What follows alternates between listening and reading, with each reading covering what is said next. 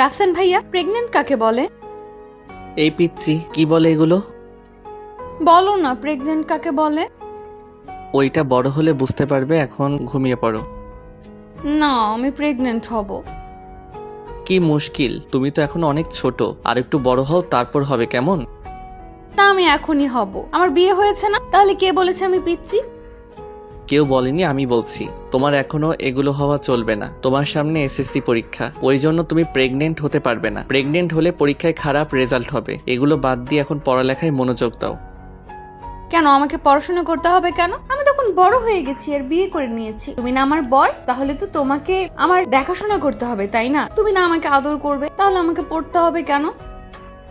কি মুশকিল, তোমাকে এসব আজে বাজে কথা কে শিখিয়েছে বলো তো? আর বিয়ে হলে যে পড়ালেখাটা নষ্ট হয়ে যাবে, পড়ালেখাটা আর করতে পারবে না, এসব তোমাকে কে বলেছে? বলে দিতে হবে কেন? আমার সব বান্ধবীগুলোই এমনটা করেছে। তাছাড়া যাদের বিয়ে হয় তারাই তো আর লেখাপড়া করে না। স্বামীর সংসার সামলাবে নাকি পড়াশোনা করবে শুনি? তাহলে তোমার এখন কি মতামত, আর তুমি কি করতে চাইছো শুনি? আমি তেমন কিছু করতে চাইছি না, আমি শুধু তোমার আদর খেতে চাইছি। তুমি আমাকে শেখাবে কিভাবে প্রেগনেন্ট হয়, আমি শিখতে চাই কিভাবে প্রেগনেন্ট হয়। তুমি কি পাগল নাকি? তোমার মাথা খারাপ? কি সব আজে বাজে কথা বলছো? হ্যাঁ, এসব তোমার মাথায় কে ঢুকিয়েছে? হ্যাঁ, কে আবার ঢুকাবে? ভাবি না প্রেগনেন্ট, ওই জন্য তো সবাই ভাবিকে আদর করছিল, কত ভালো ভালো কথা বলছিল। ভাবিও তো বললো প্রেগনেন্ট হলে স্কুলে যেতে হয় না। ভাবি প্রেগনেন্ট হয়েছে, তাই ভাইয়া বলেছে ভাবিকে কোনো কাজ করতে হবে না। ওই জন্যই তো আমি প্রেগনেন্ট হতে চাইছি। বলতেছি যে প্রেগনেন্ট হলে আমাকেও কোনো কাজ করতে হবে না, আর পড়ালেখাটাও করতে হবে না। তেমন কিছুই হবে না। তুমি পড়ালেখাটা শেষ করো, তারপর প্রেগনেন্ট হবে। এখন এসব নিয়ে আর কোনো কথা বলবে না, হ্যাঁ? না, আমি এখনই যাব। তুমি আমাকে আদর করবে, ব্যাস। আমি জানি আদর করলেই প্রেগনেন্ট হয়। আচ্ছা ঠিক আছে, কিন্তু প্রেগনেন্ট হলে কি হয় বলো তো? কি জন্য মানুষ প্রেগনেন্ট হয়? তুমি কি আমাকে বোকা মনে করো? আমি জানি না বুঝি? প্রেগনেন্ট হলে বেবি হয়, ভাবির তো বেবি হবে, ওই জন্যই দেখো না ভাবিকে কেউ কোনো কাজ করতে দেয় না, তাই তো ভাবির পেটটা কতটা বড় হয়ে যাচ্ছে। তারপর যদি তোমার পেটটাও বড় হয়ে যায়, তখন তো বাজে দেখাবে, তাই না?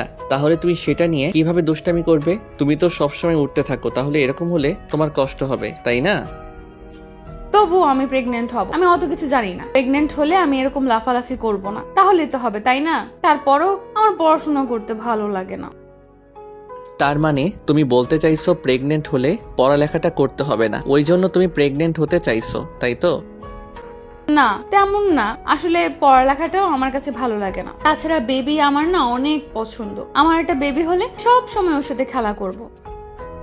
এজন্য বেবি নিতে হবে। আচ্ছা তুমি এক কাজ করো, আপুর তো পিচ্চি একটা বেবি আছে, তাই না? আপুরা কালকেই তো আমাদের বিয়ের জন্য আসছে, তুমি এখন থেকে আপুর পিচ্চিটাকে নিয়ে খেলা করবে, কেমন? একদম না, আমার বেবি চাই। আমি নিজের বেবির সাথে খেলা করব। তুমি আমাকে শিখাবেন প্রেগনেন্ট কিভাবে হয়। ওই জন্যই এরকম কথা বলছো, তাই না? তার মানে তুমি নিজেই জানো না কিভাবে প্রেগনেন্ট হয়।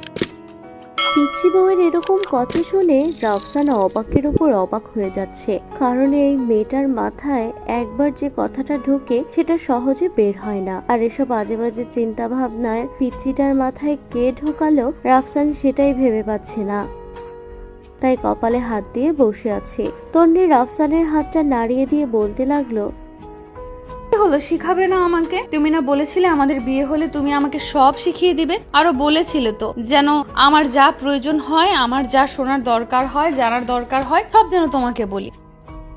এখন যদি তুমি আমার বর হয়ে যদি এগুলো না বলো, তাহলে আমি কার কাছে জিজ্ঞেস করব বলো? সেটা ঠিক আছে, কিন্তু তোমাকে এসব অদ্ভুত চিন্তা ভাবনা মাথায় কে ঢুকিয়েছে আমাকে একটু বলবে? নাকি কেউ বুঝিয়েছে যে এগুলো বললে আর তোমাকে পড়ালেখা করতে হবে না? না মানে আসলে ভাবি। হ্যাঁ বলো ভাবি কি? যদি না বলো তাহলে কিন্তু আমি তোমাকে কিছুই শেখাবো না। আমাকে বলতে হবে কে এসব বুঝিয়েছে। ভাবিকে আমি জিজ্ঞেস করেছিলাম প্রেগনেন্ট হলে কি হয়, তখন ভাবি বলেছিল প্রেগনেন্ট হলে নাকি বেবি হয়। ভাবি আরো বলেছে সবাই অনেক আদর করে, কেউ তেমন কাজ করতে দেয় না, ওই জন্যই আমিও হতে চাই। তাছাড়া তুমি তো জানো আমার বেবি অনেক পছন্দ, তাই না? তুমি তো দেখেছো আমি ছোট বেবিদের পেলে কত খুশি হয়ে যাই। তুমি বলো না আমাকে একটা বেবি দিবে।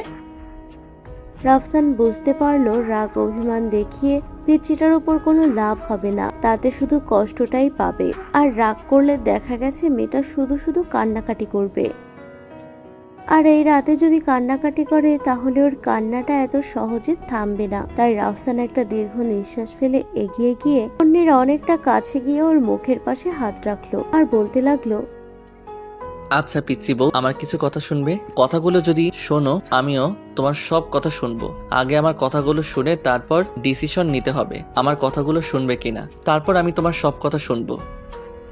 তার মানে তুমি আমাকে বেবি দিবে না, আমাকে ভুলভাল বুঝিয়ে দিবে, তাই না? ওই জন্যই এসব কথা বলতে চাইছো। আমি কিন্তু উল্টাপাল্টা কিছু শুনতে চাই না, আমার বেবি চাই, এটাই ফাইনাল, ব্যাস।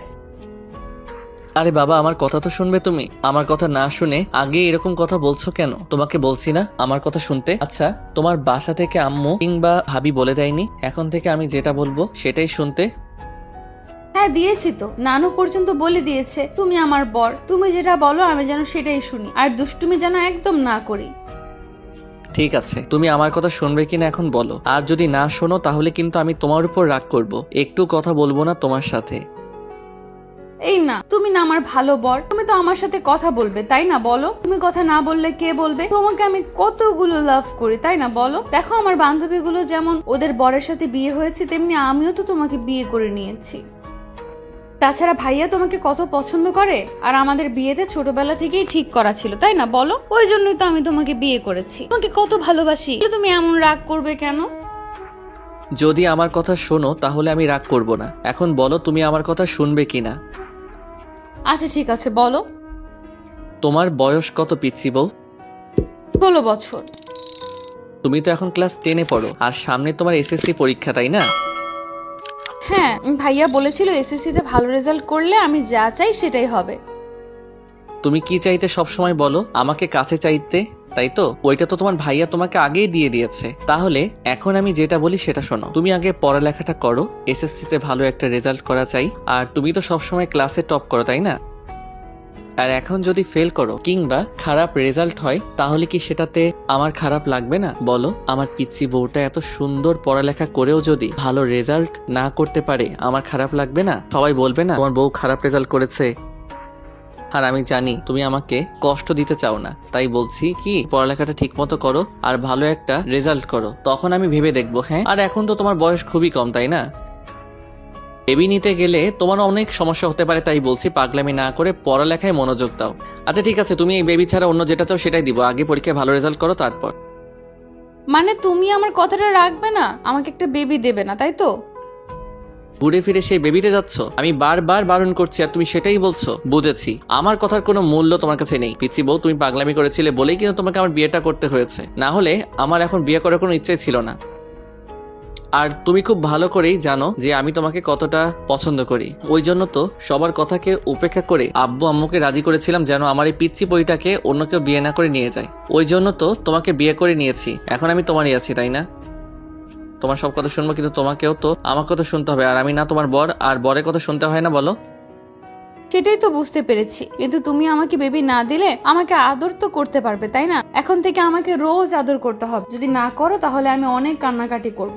আমি জানি তুমি আমার কান্নাটা সহ্য করতে পারো না। আদর তো করবেই, সাথে অনেক চকলেট আর প্রতিদিন অনেকগুলো আইসক্রিম এনে দিতে হবে। তুমি খুব ভালো করেই জানো আইসক্রিম আর চকলেট আমার কতটা ফেভারিট। যদি না এনে দাও তাহলে কিন্তু আমি অনেক কান্নাকাটি করব। আচ্ছা বাবা, ঠিক আছে, তোমার কোনো আবদার আমি ফেলেছি বলো? তোমার সব কথাই তো আমি শুনি, তাই না? শুধু এই কথাটা এখন রাখতে পারছি না, এই আবদারটা পূরণ করতে একটু সময় লাগবে। আর তোমার বয়স এখন অল্প, তো এই জন্য বেবি নেওয়াটা সেভ নয়। যদি তোমার কিছু হয়ে যায় আর আমি তো আমার পিচ্চি বউটাকে ছাড়া থাকতে পারবো না, তুমি কি আমাকে ছাড়া থাকতে পারবে বলো? কেন, কোথায় যাবে তুমি? আরে মিষ্টি বউ, আমি তো ওইটা বলিনি। তুমি দেখো না কম বয়সী মেয়েরা বেবি হওয়ার সময় কত মেয়ে মারা যায়। আমি কি চাই আমার পিচ্চিটা আমার থেকে হারিয়ে যাক বলো? করে জড়িয়ে ধরলো। রাফসান বিষয়টা বুঝতে পেরে পিচ্চিটাকে আগলে নিয়ে বলতে লাগলো, কি হলো পিচ্চি বউ, ভয় পেয়েছো তুমি? কিন্তু আমাকে ছেড়ে যেও না, আমি চাই না তোমার থেকে দূরে যেতে। আমি এত বুঝিয়ে সবাইকে এত রাগ অভিমান দেখিয়ে তোমাকে বিয়ে করেছি, তুমি যদি আমার থেকে দূরে চলে যাও তাহলে কিভাবে হবে বলো? আমার বেবি চাই না, আমার তুমি থাকলেই হবে।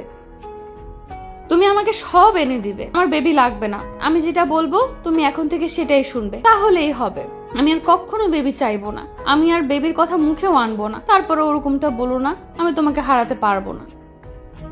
রাফসান জানে তন্নি অনেক কিছুই বোঝে না, আর যেটা বোঝে না ওটা নিয়ে পাগলামিটা বেশি করে। আর এখন বিষয়টা বুঝতে পেরে হয়তো এরকম পাগলামি করছে। রাফসান একটা মুচকি হাসি দিয়ে কিছুক্ষণ তন্নিকে বুকের সাথে জড়িয়ে ধরে রাখলো, তারপর বলতে লাগলো, কি হলো, এখনো ভয় লাগতেছে সোনা বউ? হ্যাঁ, অনেকটাই ভয় লাগছে। তুমি প্লিজ আর এসব বলো না, আমার প্রচন্ড পরিমাণে ভয় লাগছে। আচ্ছা বাবা ঠিক আছে, কিন্তু বেবি তো আমরা নেবই, সেটা তুমি আর একটু বড় হলে কেমন, তখন আর দেখবা একটু সমস্যা হবে না, তোমাকে 1 ডজন বেবির আম্মু বানিয়ে দিব তখন, কেমন?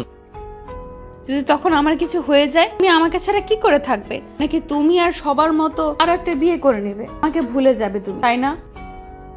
দূর পাগলি, কে বলেছে এই কথা? আমি তোমাকে কত ভালোবাসি তাই না, এই জন্যই তো তুমি আর বিয়ের বায়না ধরতে আমাকে শেষ পর্যন্ত বিয়েটা করতে হয়েছে। তাহলে কেন এসব কথা বলো? হ্যাঁ, তুমি কি কিছুই বুঝতে পারো না? আচ্ছা ঠিক আছে, কিছুই বুঝতে হবে না। তুমি যেটা না বুঝতে পারো সেটা আমাকে এমন করে জিজ্ঞেস করবে। হ্যাঁ, সব বিষয়ে পাগলামি করতে নেই পিচ্চি বউ, সব সময় সব বিষয়ে পাগলামি করলে কিন্তু সমাধান খুঁজে পাওয়া যাবে না। ওই জন্য যেটা বলি সেটা সবসময় মনে রাখবে। হ্যাঁ, এখন ঘুমিয়ে পড়ো। ঘুমিয়ে পড়বে মানে? আজকে না আমাদের বাসরাত, তাহলে তুমি ঘুমাবে কেন? বাসরাত বলে কি ঘুমানো যাবে না নাকি? বাসরাতে মানুষ ঘুমায় না? না, ঘুমায়, কিন্তু আমি তো শুনেছি বাসরাতে সারা রাত বর আর বউ গল্প করে, বর নাকি বউকে আদর করে। তাহলে তুমি আমাকে আদর করবে না? কি মুশকিল, আদরের জন্য এত পাগলামি করছো? আদর কি করতেই হবে? আমি অত কিছু জানি না। তুমি বেবি দিতে চাওনি, আমি সেটা মেনে নিয়েছি। প্রেগন্যান্ট কিভাবে হয় সেটা শেখাবে না, সেটাও মেনে নিয়েছি। তাই বলে তুমি আমাকে আদর করবে না, তাহলে বিয়ে করেছিলে কেন? যদি বউকে একটু আদর করতেই না পারো, তাহলে কেন বিয়ে করেছিলে? আমাকে বলো, আমি কিন্তু এখন কান্না করব। আচ্ছা বাবা ঠিক আছে, আজকে আদর করে দিলেই তো হবে। না, শুধু আজকে নয়, তুমি আমাকে রোজই আদর করবে। আমি জানি বর বউকে রোজই আদর করে। তাহলে তুমি আর আমি না বলবো, তাহলে তুমি আমাকে আদর করবে না বলো? রোজই করতে হবে, না করলে হয় না বউ? এখন কিন্তু আমি সত্যি সত্যি কান্না করব, আর আমি কান্না করলে তুমি সেটা থামাতে পারবে না। আমি জানি আমার কান্না করলে তোমার কাছে খারাপ লাগবে, সেটা আমার খুব ভালো করে জানা আছে। এখন তুমি কি আদর করবে নাকি আমাকে কান্না করতে হবে বলো?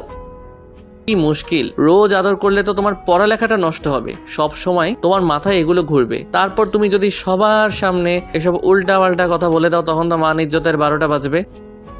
কেন এগুলো বললে 12টা বাজবে কেন? তাছাড়া তুমি আমাকে আদর করবে এটা সবাই জানলেই বা কি সমস্যা? তুমি আমার বউ ঠিক আছে, তোমার আমার মাঝে যে পার্সোনাল কথাগুলো হবে সেটা অন্য কাউকে বলতে নেই, আর এগুলো স্বামী স্ত্রীর মাধ্যমে হয়ে থাকে, তাই এগুলো বলাটা ঠিক না। তুমি কি এগুলো জানো না, নাকি বিয়ের আগে তোমার বান্ধবীরা তোমাকে এটা বলে দেয়নি? বলেছিল, কিন্তু এগুলো বলা কি ঠিক না?